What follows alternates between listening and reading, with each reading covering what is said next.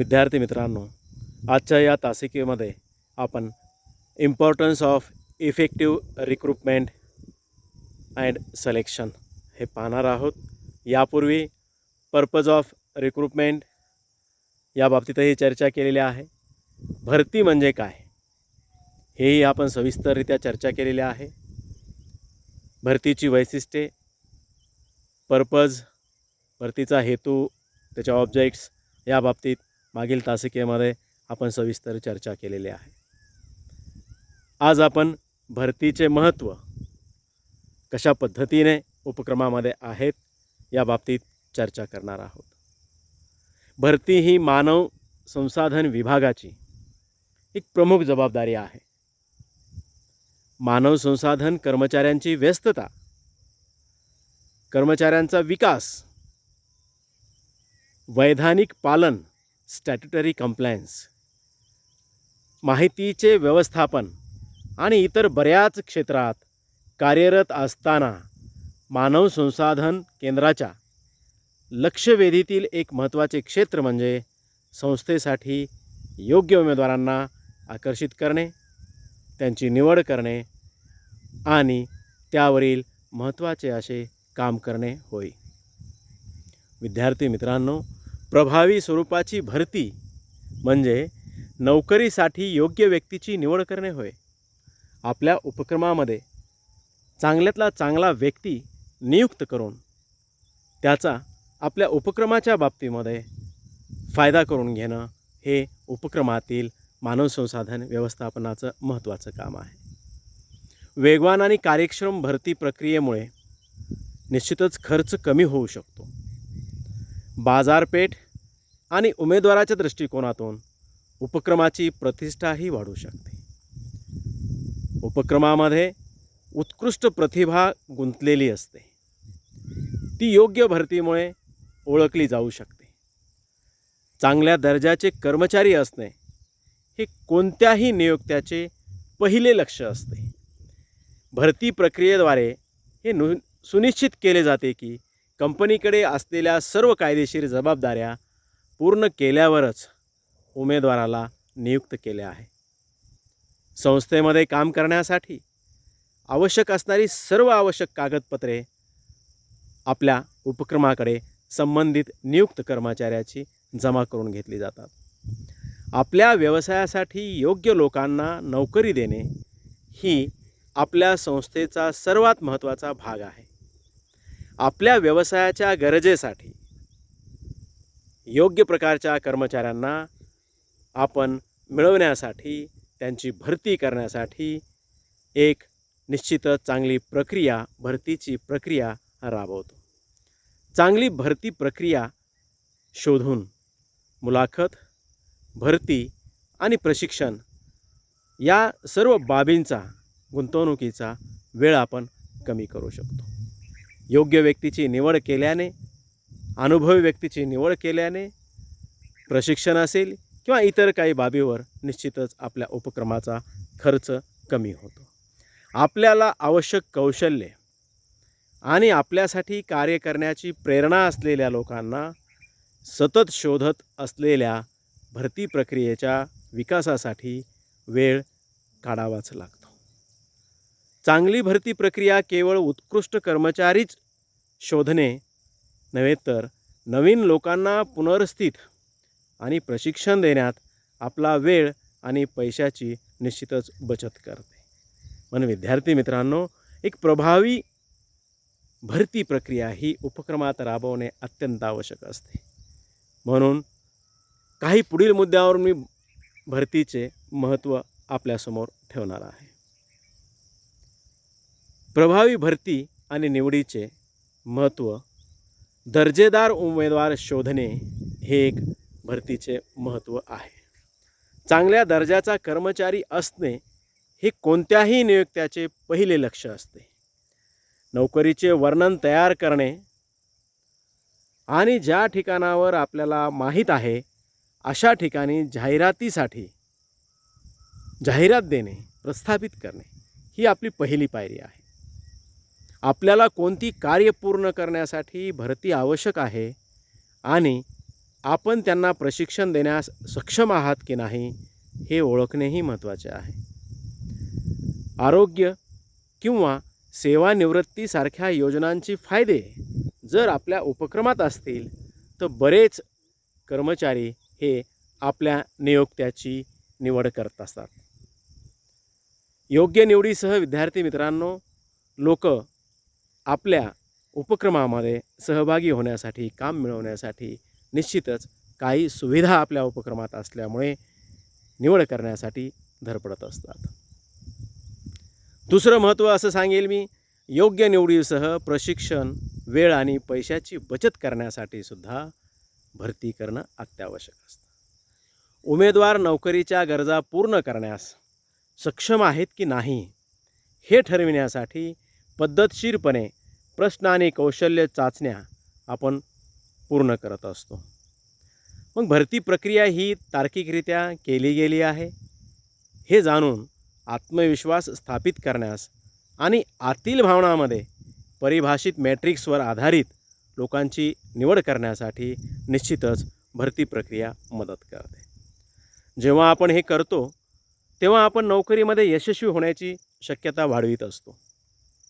आपल्याला सतत लोकांना पुनर्स्थापित करण्यासाठी पुनर्स्थित करण्याची आवश्यकता नसल्यास आपण नवीन उमेदवारांच्या भरती आणि प्रशिक्षणात वेळ आणि पैशाची निश्चितच बचत करू शकतो. उपक्रमात अल्प कर्मचारी झाल्यास आपण डाऊनटाऊनमुळे आपल्या व्यवसायाच्या महसुलावर नकारात्मक परिणाम होऊ शकतो. त्यामुळे हे सर्व समजून घेऊन व्यवसायाची उलाढाल कमी ठेवणे महत्त्वाचे आहे. नोकरीसाठी जाहिराती, मुलाखती आणि नवीन लोकांना प्रशिक्षण देण्यासाठी वेळेबरोबरच पैशाचाही खर्च केला जातो. त्यामुळे इतरही काही बाबी टाळण्यासाठी आपण भरती ही निश्चितच चांगल्या पद्धतीनं, तर्कशुद्ध पद्धतीनं राबवत असतो. म्हणून भरती प्रक्रिया ही अत्यंत आज महत्त्वाची बाब आहे. तसेच कायदेशीर फेरफारसुद्धा भरती प्रक्रियेत कमी करणे हे सुद्धा महत्त्वाचे आहे. मी या ठिकाणी सांगू इच्छितो, आपण प्रत्येक उमेदवारासाठी भरती करत असलेल्या ठिकाणी पद्धतशीरपणे प्रक्रिया राबवत असतो.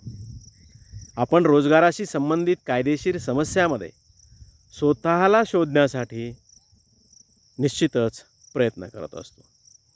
जर उमेदवाराला असे वाटले की नोकरी न मिळाल्यामुळे काही प्रमाणात माझ्यावर भेदभाव झाला असेल तर नियोक्ता पक्षपात केल्याचा दावा करू शकतो. मुलाखतीचे प्रश्न काही स्वरूपामध्ये आपल्या व्यवसायाशी संबंधित ठेवणे हे त्या नियोक्त्याचं काम आहे आणि तो ठेवतो. एखाद्या व्यक्तीकडून कोणताही गैरसमज टाळण्यासाठी शक्यतो वैयक्तिक प्रश्न विचारल्याचे टाळले जाते. सर्व उमेदवारांना समान कौशल्य आणि समान चाचण्या देण्यासाठी निश्चितच व्यवस्थापन मंडळ प्रयत्नशील असतं आणि ते प्राधान्याने करतं. नियोक्त्यांना त्यांचं वय, लिंग, धर्म किंवा अपंगत्वावर आधारित भेदभाव करण्याची कायदेशीर परवानगी नाही.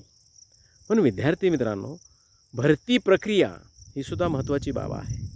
कर्मचाऱ्यांच्या भरतीसाठी यशस्वी आणि प्रभावी कार्यक्रमासाठी योग्य परिभाषित भरतीचे धोरण, योग्य संघटनात्मक रचना आणि मानव संसाधनाचे स्रोत शोधण्यासाठी निश्चित अशी चांगली कार्यपद्धती, मानवी संसाधनाचा वापर करण्यासाठी योग्य पद्धती आणि तंत्र आणि अगदी निरंतर मूल्यांकन, परिणामी सुधारणा आवश्यक आहेत.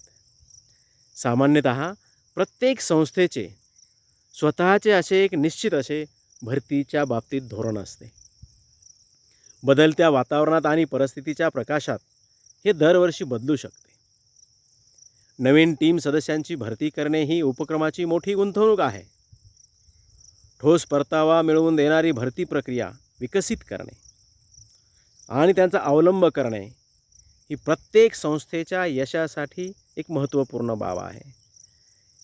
कारण काही चुकीचे निर्णय घेणे कधीही व्यवस्थापन मंडळास महागाचे पडू शकते.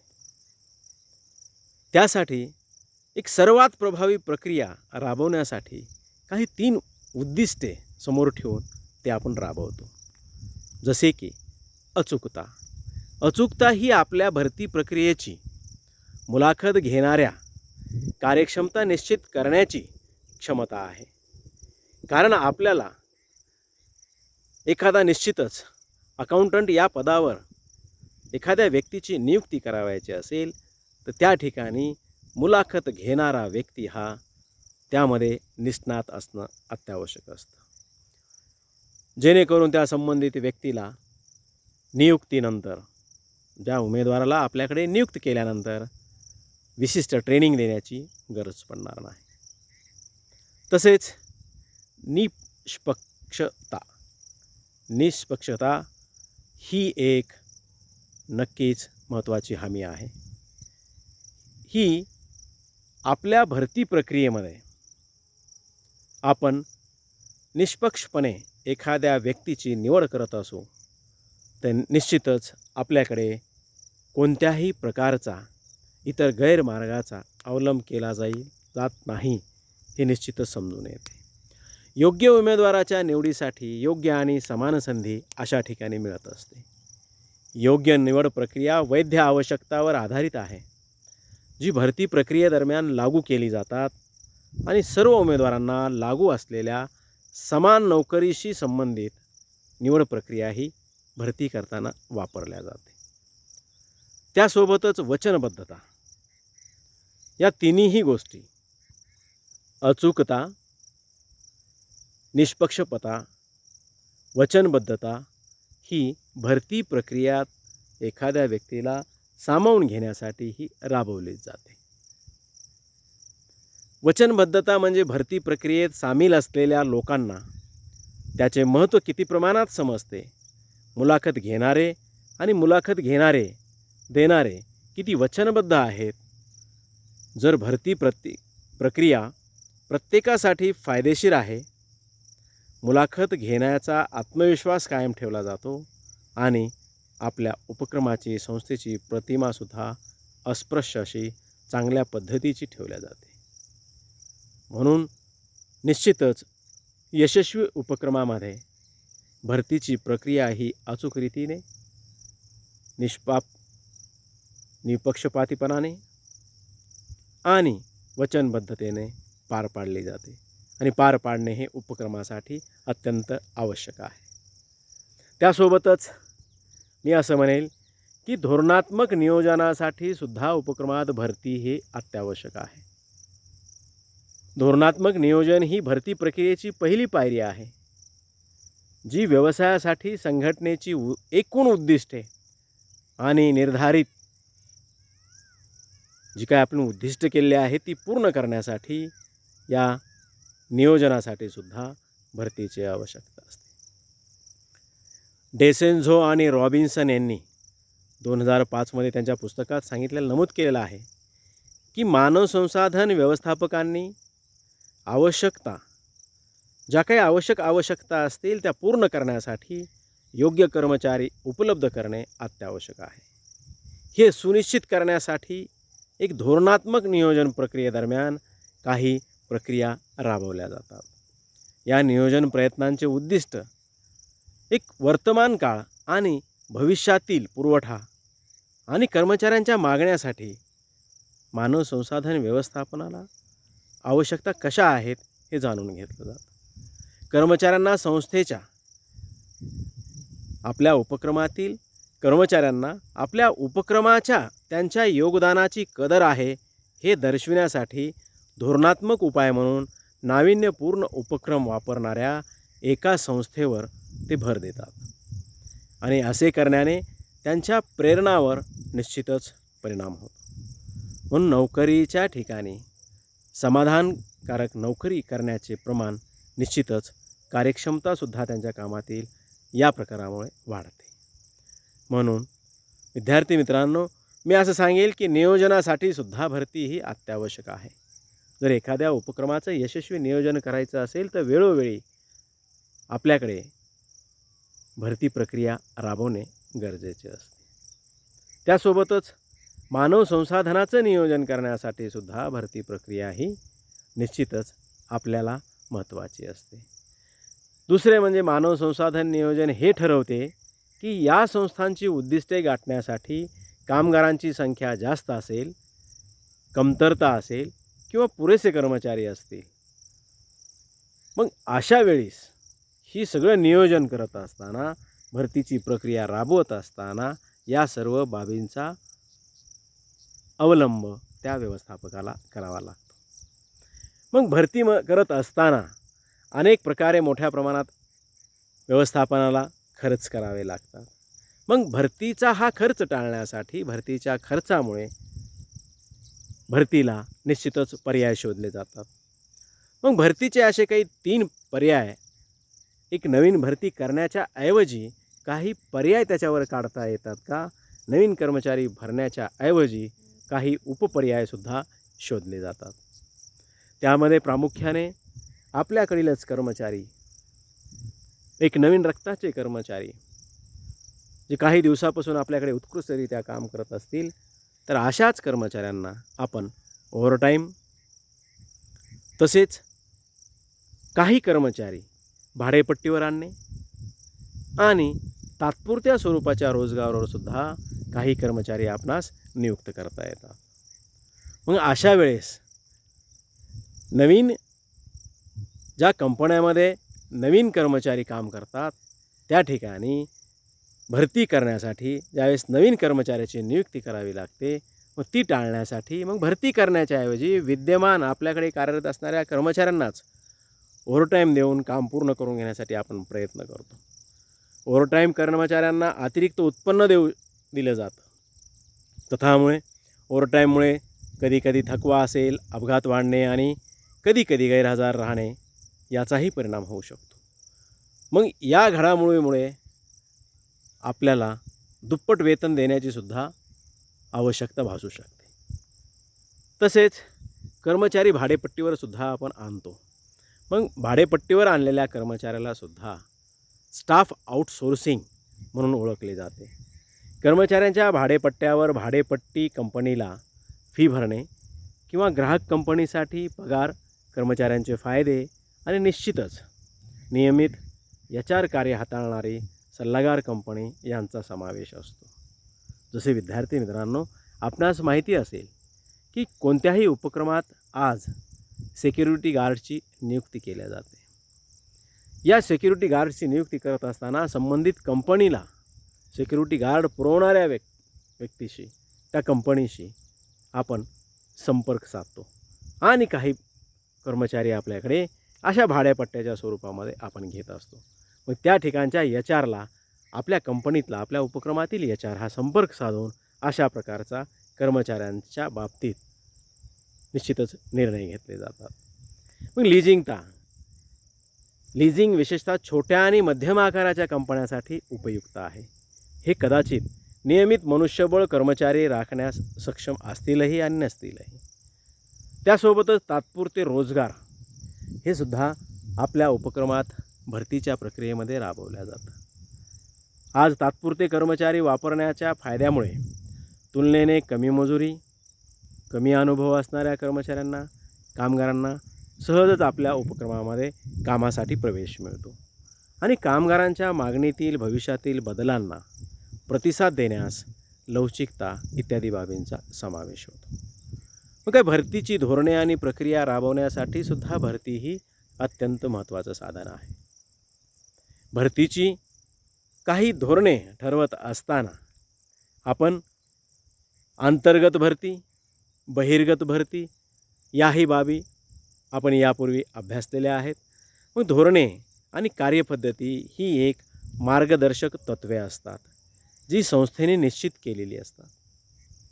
प्रत्येक उपक्रमामध्ये विशिष्ट पद्धतीने भरतीचा व्यवहार हा ठरत असतो. या धोरणामध्ये भरती प्रक्रियेवर परिणाम करणारे अंतर्गत आणि बाह्य घटक विचारात घेतले जातात. अंतर्गत भरतीमध्ये विद्यार्थी मित्रांनो, अंतर्गत भरती ही सर्वात लोकप्रिय प्रोत्साहन देणारी प्रणालीपैकी एक प्रणाली आहे. अंतर्गत भरतीमुळे फायदे होतात उपक्रमाला.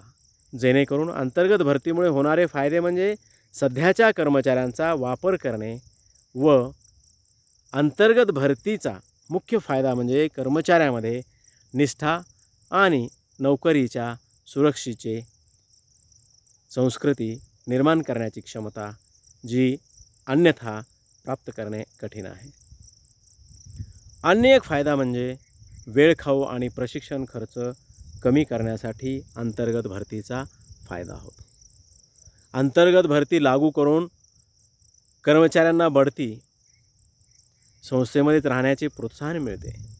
त्यामुळे निश्चितच संबंधित व्यक्ती हा प्रोत्साहितरित्या काम करून आपल्या निश्चितच उपक्रमाच्या उत्पादनात सुधारणा होण्यास संबंधित व्यक्तीकडून मदतच होते. त्यासोबतच अंतर्गत भरतीबरोबरच आपल्या उपक्रमामध्ये बाह्य भरतीसुद्धा केली जाते. जर संभाव्य अंतर्गत उमेदवारांच्या यादीचे मूल्यांकन केले गेले आणि कोणीही व्यक्ती संबंधित काम करण्यासाठी योग्य आढळला नाही, तर अशा वेळी आपल्या उपक्रमामध्ये आपली कंपनी जाहिरात देऊन बाहेरील व्यक्तींची भरती करते. मग अशा वेळेस अनुभवी असतील, ताज्या रक्ताची चांगली व्यक्ती असतील, सळसळत्या रक्ताचा तरुण युवक वर्ग, प्रशिक्षित असा युवक वर्ग, कंपनीचं जे धोरण असेल ते धोरण ठरवून अशा उचित व्यक्तींनासुद्धा आपल्या कंपनीमध्ये भरती करून घेतल्या जातं. मग कर्मचाऱ्यांना कॉर्पोरेट भरती धोरणाबद्दल पूर्ण माहिती करून दिल्या जाते, कारण ते कर्मचाऱ्यांच्या सोर्सिंगशी संबंधित आहे. मग त्यामुळे बाह्य भरतीचा सर्वात मोठा फायदा म्हणजे कंपनीकडे उमेदवारांचा मर्यादित पुरवठा नाही आणि तो जगभरातील कर्मचारी निवडू शकतो.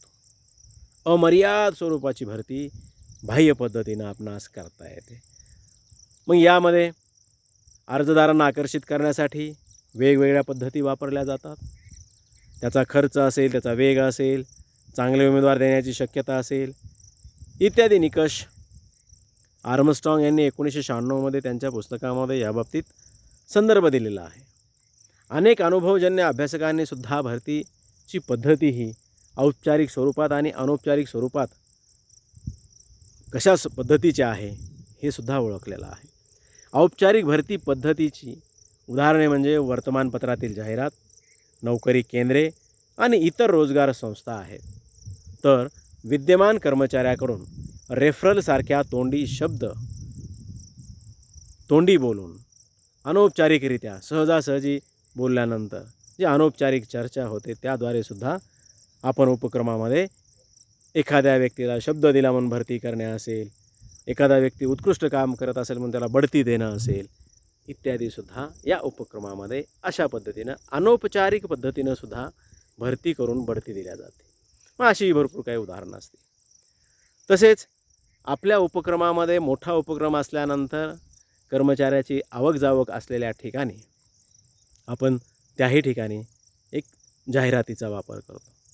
नोटीस बोर्डावर आपण जाहिरात लावतो. जाहिरात ही नोकर भरती आकर्षित करण्याच्या एक सर्वात अशी एक चांगली पद्धती आहे. परंतु नोकरदारांचे इतर स्रोत उपलब्ध असल्याने ते नेहमीच आवश्यक नसते. आतून जाहिरात करण्यासाठी कंपनीच्या काही सिस्टीमचा वापर केला जातो. आपल्या लोकांना सुद्धा अंतर्गत सूचना देऊन सुद्धा कळवल्या जातं. म्हणून विशेषतः मोठ्या संस्थेमध्ये, मोठ्या उपक्रमामध्ये अंतर्गत भरतीसाठी काही निश्चितच अशा पद्धतीची जाहिरात पद्धती असेल, सूचना पद्धती असेल, याचा निश्चितच अवलंब केला जातो. विद्यार्थी मित्रांनो, त्यासोबतच आपण जाहिरात देण्यासाठी सुद्धा, जाहिरातीसाठी इतरसुद्धा माध्यमं आपण भरती करण्यासाठी वापरतो.